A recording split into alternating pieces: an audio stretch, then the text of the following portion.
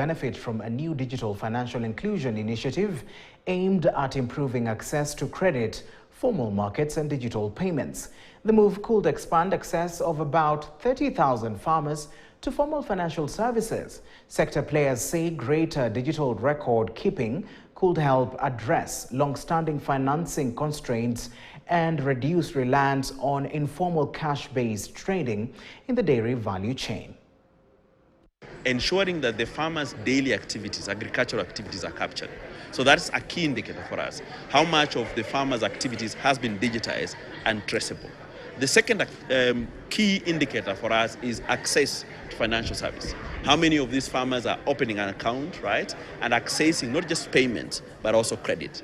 And the third one is basically the use of right quality inputs. For farmers, what you're asking them to do is to trade in their means of production, which is land, to access credit.